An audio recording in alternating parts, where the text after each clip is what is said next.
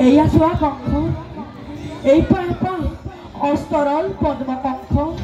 অস্তৰল পদ্ম এই ফুল পাহাৰ বাহিৰ প্ৰথমৰ পৰা গণনা কৰিলে এয়া প্ৰথম দ্বিতীয় তৃতীয় চতুৰ্থ আৰু পঞ্চম ষষ্ঠ সপ্তম আৰু এয়া অষ্টম কংস আকৌ এই ফুল পাহাৰ বাহিৰবোৰে শেষৰ পৰা গণনা কৰিলে এয়া অষ্টম সপ্তম ষষ্ঠ পঞ্চম চতুৰ্থ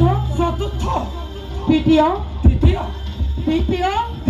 আৰু এয়া প্ৰথম কংস প্ৰথমেই অষ্টম অষ্টমেই প্ৰথম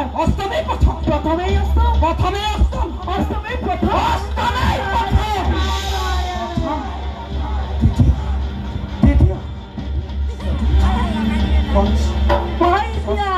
আহিলোহে কংস নাৰায়ণ প্ৰথমেই অষ্টমেই প্ৰথম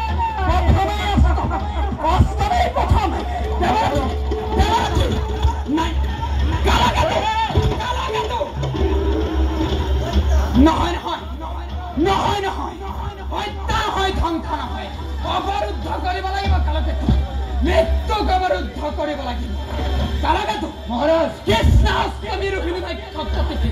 মোৰ প্ৰাণবৈৰ জন্মিব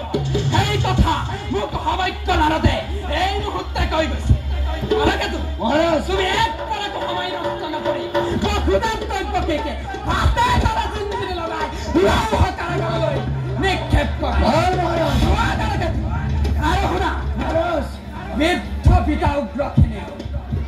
নকৰে মোৰ হিতৰ কামনা গতিকে বৃদ্ধ পিতা উগ্ৰখিনিকো আজিৰ পৰা নজৰ বন্দী কৰি ৰাখিব বন্দী মুক্ত নহয় যোৱা কালকে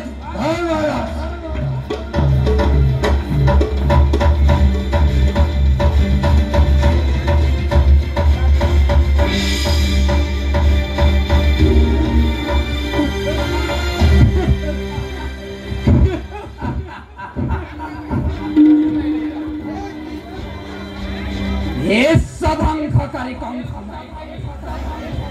ধ্বংস কৰিম বিনাশ কৰিম